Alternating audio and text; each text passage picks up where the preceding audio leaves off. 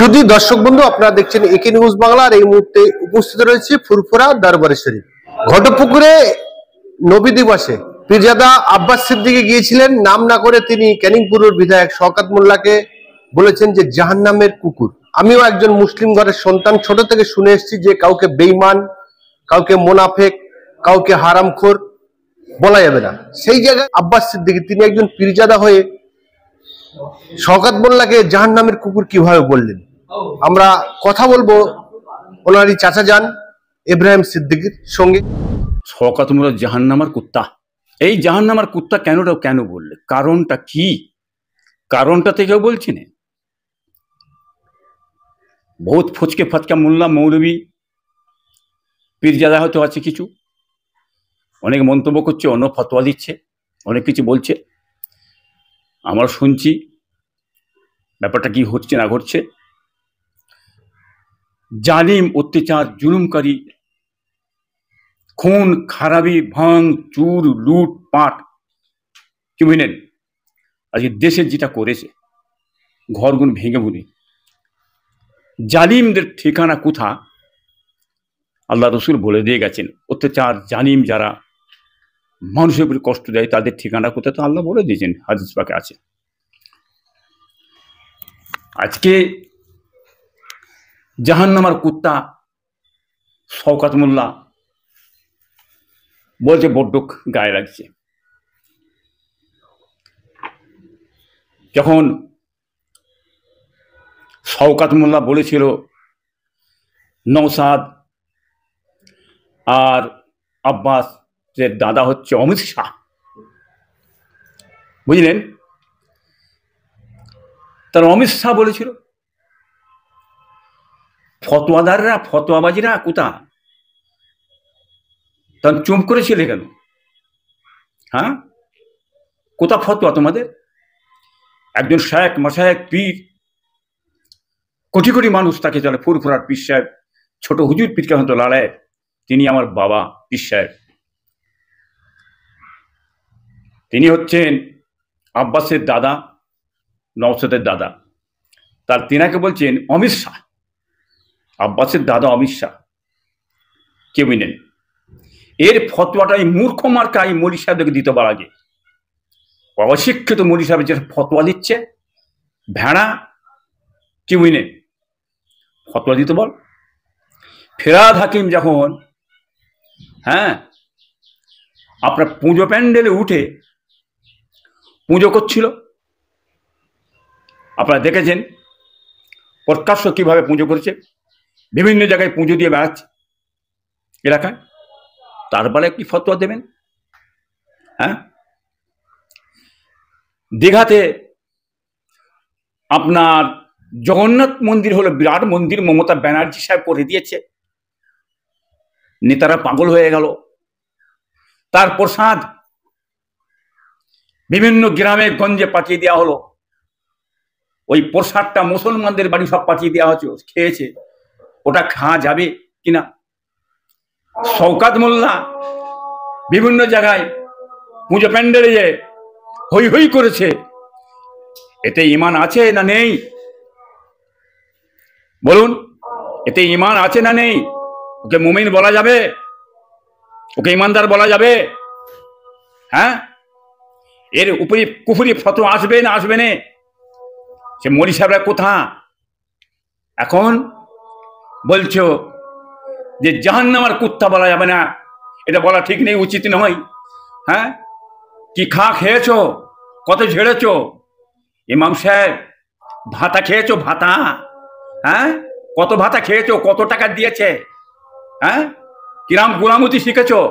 গোলামতি করছো, ভাতা খেয়েছো, দালালি করছো, তুষামতি করছো, কিছু পদের জন্যে, কিছু টাকার জন্যে। লজ্জা করে না? মাথায় টুপি, দাড়ি, চোব্বা পরে মৌলী সাহেব হয়েছিস। মূর্খ সমাজ, অশিক্ষিত সমাজ, তোদের জন্য কম জাতি আর ধ্বংস হতে চলেছে। তোরা শেষ করে দিলে, তোদের দ্বারা এই অশান্তি ঘটছে। এর বেলায় ফতোয়া দিসনি। আর আব্বাস সিদ্দিকী বলেছে জাহান্নামের কুত্তা, বড্ড গায়ে লেগেছে। জাহান্নামের কুত্তা বলেছে, বড্ড কষ্ট হচ্ছে। যেমন কুকুর জাহান্নামের কুত্তা, তেমন মুগুর মেরেছে আমার ভাইপো আব্বাস। বড্ড কষ্ট হচ্ছে। যেমন কুকুর তেমন মুগুর, কি বুঝলেন? ওষুধটা দিয়েছে, গায়ে লাগছে, লাগবে একটু, বুঝতে পারছেন? হ্যাঁ, গোঁজা মারলে গোঁজা খেতে হবে, লিখে রেখে দেন। এসব কথাবার্তা বলে হ্যাঁ হুড়হুড়ি করা যাবে না। হ্যাঁ, বাংলার মানুষ জেনে নিয়েছে কি করেছো না করেছো। ভাঙড়টাকে ধ্বংস করে ফেলেছো। ভাঙড়ে মার পিট, লুট, দারাজ, খুনো খুনি যা কিছু কে করছে, কে করছে, সব সময় বাংলার মানুষ বলবে ওই জাহান্নামার কুত্তা করছে, জাহান্নামার কুত্তা করছে। এটা বাংলার মানুষ লিখে রেখে দেবেন। মরে আগে অবধি বাংলার মানুষ জাহান্নামার কুত্তা বলবে, মরে গেলেও বলবে জাহান্নামার কুত্তা মরেছে। হ্যাঁ, জাহান্নামার কুত্তাটা মরে গেছে, এই কথাটা বলবে। এই কথাটা কোনোদিন কোন মানুষের মুখ থেকে শওকত মোল্লা আর মুছতে পারবে না। চ্যালেঞ্জ করে বলছি, বাংলার মানুষ ওকে মরে গেলেও বলবে জাহান্নামের কুত্তা। হ্যাঁ, আজকে লাগিয়েছে ওকে কলে কৌশলে। হ্যাঁ, রাজ্য সরকার লাগিয়েছে। সবসময় পীর সাহেবদের লেগে যাও, পীর সাহেবদের বিরুদ্ধে বলো, তুমি এইসব পিছনে করো, এইসব কথা বলিয়ে মানুষের মুখটাকে ঘোরাতে চাইছো। এতে ঘুরবে না। কি বুঝলেন? আব্বাসের মুখকে ঘোরানো যাবে না, নওশাদের মুখকে ঘোরা যাবে না।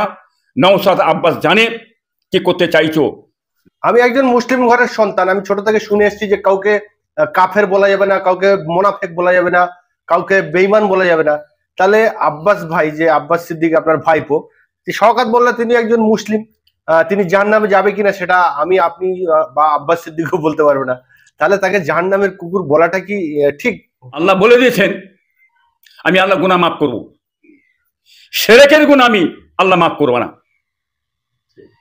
শিরকের গুনাহ আল্লাহ বলেছেন আমি মাফ করব না। সমস্ত গুনাহ মাফ হবে, শিরকের গুনাহ মাফ হবে না। আজকে আপনারা বলুন ফেরাদ হাকিম শিরক করেছে কিনা বলুন। আজকে শওকত মোল্লা পুজো প্যান্ডেলে যে পুজো পরিষদ দিচ্ছে সব, হ্যাঁ, শিরকি কাজ করেছে কিনা বলুন। এদের ঠিকানা কোথা হবে বলুন? ওই সব মৌলভী সাহেবদের ঘরে জবাব দিতে বলেন। হ্যাঁ, কত বড় মায়ের দুধ খেয়েছে জবাব দিতে বলেন। যে কুফরি করবে তাকে কাফির বলবেন না। হ্যাঁ, যে সুদ খায় তাকে সুদখোর বলবেন না। যে মদ খায় তাকে মদখোর বলবে না। যে জেনা করে তাকে জেনাখোর বলবে না। যে বেনামাজি তাকে বেনামাজি বলবে না। যে নামাজি তাকে নামাজি বলবে। যে আল্লাহওয়ালা তাকে আল্লাহওয়ালা বলবে। কি বললেন? অতএব কর্ম দেখে তার বিচার হবে, আল্লাহ করবেন। হ্যাঁ, আল্লাহ বলে জালিমদের শাস্তির ব্যবস্থা আমি আল্লাহ করে রেখেছি, তারা কোনোদিন ক্ষমা পাবে না। হ্যাঁ, তার বিচার হবে। কি বুঝলেন? অতএব কথা বলে হবে না। যেসব মৌলভী সাহেবরা ফতোয়া দিয়েছে আর যেসব কাজ করেছে এরা, এর জন্য ফতোয়া আগে দিতে বলেন, তারপরে অন্য কথা বলতে বলবেন। ওসব দালালি করে ছেড়ে দেন, তুষামতি করে ছেড়ে দেন। কত তুষামতি করবেন, কত দালালি খাবেন, কত পা চাটবেন। পাঁচাটা কুত্তা কিছু মৌলভী সাহেব মোল্লা মৌলবী হয়ে গেছে, দেখতে পাচ্ছেন না? ওদের দালালি বোনাকে, ওদের তেল মেখে কথাবার্তা আমার বলি না। শরীয়তের কথা বলবেন, বিধান ইসলামের বিধান কথা বলবেন, মানুষের জন্য বলুন, দেশের জন্য, কম জাতির জন্য বলুন। আজকে ছটকাছটি করছেন। হ্যাঁ, আপনি নওশাদ আব্বাসের জন্য লাফাচ্ছেন। ধরেন নওশাদ পীর সাহেবদের ছেলে নয়, ধরেন নওশাদ পীর সাহেব কিছুক্ষণ ছেড়ে দেন, পীর সাহেব ছেলে নয়, কিন্তু অন্য কোনো কারো ছেলে, কিন্তু তার কথাটাই কাটার আছে।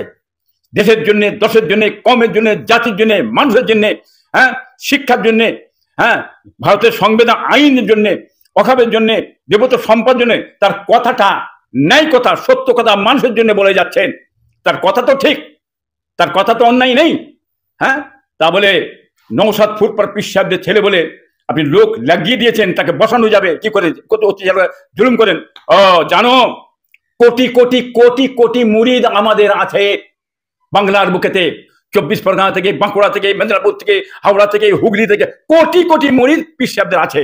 অতএব সেই মুরিদকে আটকাবার জন্য তোমার আটকাবার ক্ষমতা নেই। চ্যালেঞ্জ করে বলছি, ওই মুরিদ কখন ঘুরিয়ে নিতে হয় আমরা জানি, ঘুরিয়ে দেবো ইনশাল্লাহ। বুঝতে পারছো যে কোনো মানুষ যেন একটা বড় নেতৃত্ব না পীর সাহেবের কোন ছেলে পেয়ে যায়, কোনো মুসলমান না পেয়ে যায়।